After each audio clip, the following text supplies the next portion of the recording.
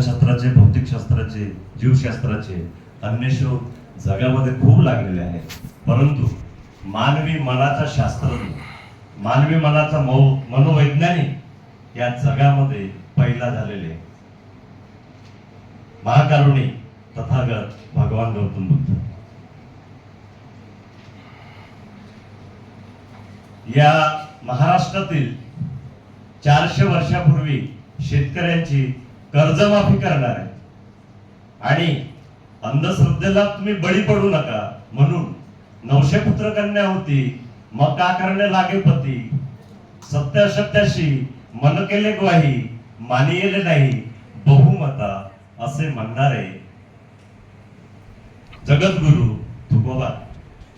अरे शिवबा, अरे शिवबा, अफजल खानाला तर तू संपवलेला आहे, पण त्याचं प्रेत कुठे आहे?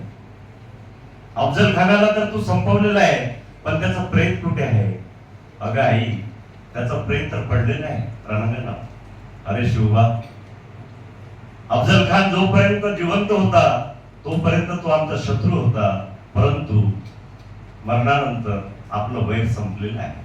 त्याचं प्रेत मान सन्मानानं घेऊन ये आणि ज्या मातेने आपल्या रायगडाच्या पायथ्याशी त्याच्या कबरेला जागा दिली अशी राष्ट्रमाता जिजाऊ. माझ्या शेतकऱ्यांच्या शेतावरून जाताना, जवळून जाताना त्याच्या पिकाच्या देठाला जर तुम्ही हात लावला, त्याचं नुकसान केलं, तर तुमचं मी हात छाटल्याशिवाय राहणार नाही असा इशारा देणारे रयतेचे राजे, लोकांचे राजे, सामान्य लोकांचे राजे छत्रपती शिवाजी महाराज. मी एवढा मोठा शिकलाय तरी पण माझा या सामाजिक व्यवस्थेने काय केलेलं आहे? अपमान करतात.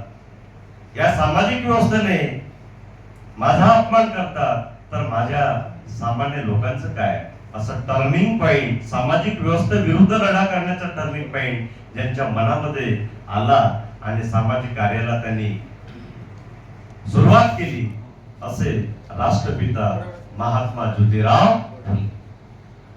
माझ्या दाढीला जेवढे केस आहे, माझ्या दाढीला जेवढं केस आहे, तेवढे बहुजनांचे पोरं, SC ST OBC चे पोरं मी मोठे मोठे अधिकारी करी, तेव्हाच मी आपली दाढी करी आणि पायामध्ये चप्पल घालीन अशी घनघोर प्रतिज्ञा घेणारे कर्मवीर भाऊराव पाटील.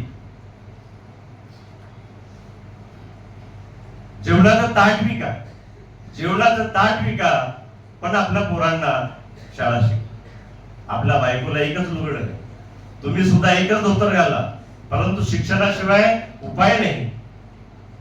रात्रीला कीर्तनाच्या माध्यमातून, प्रबोधनाच्या माध्यमातून तुमचं आमचं डोकं साफ करणारे आणि दिवसा खराटा घेऊन आणि गाडगं घेऊन रस्ते साफ करणारे, गाव साफ करणारे कर्मयोगी गाडगे महाराज.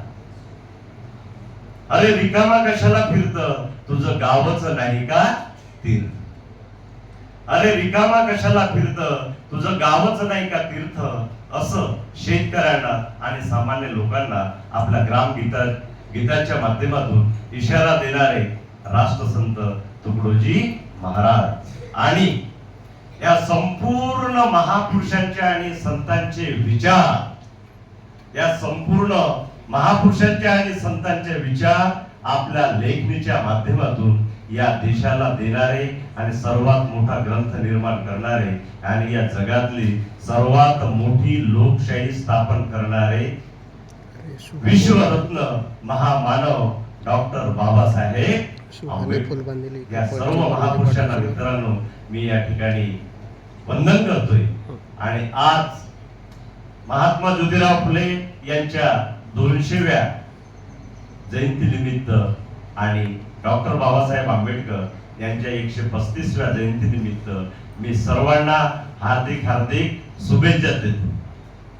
आजच्या कार्यक्रमाचे अध्यक्ष माननीय प्रदीप सर, त्यांची माझी भेट नाही, मात्र पेपरमध्ये किंवा व्हॉट्सअपवर वगैरे सामाजिक मीडियामध्ये त्यांचं नाव आणि त्यांचा फोटो पण दिसते.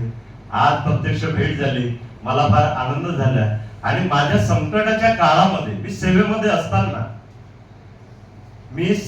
असताना माझ्या सेवेमध्ये जे गडांतर आलं होतं त्यांनी फार मोठी मदत केली आहे. त्या मदतीचे ऋण आज फेडण्याची मला संधी पण प्राप्त झालेली आहे. कारण माझी सेवा गेली असती. शिव मॅडम होत्या, माधवी खोडे मॅडम, माझी कंप्लेंट केली होती त्यांच्याकडे की ज्ञानचंद जांभूळकरला काय करा, तुम्ही सस्पेंड करा. मॅडमनी एकच पवित्रा घेतला, मी माझ्या कर्मचाऱ्यांची जोपर्यंत चौकशी करत नाही तोपर्यंत मी त्यांना सस्पेंड करणार नाही. आज व्यवस्था उलटी आहे मित्रांनो. आज व्यवस्था जर तशी आजची व्यवस्था असते तशी असती तर मी अगोदर सस्पेंड झालो असतो, चौकशी नंतर झाली असती.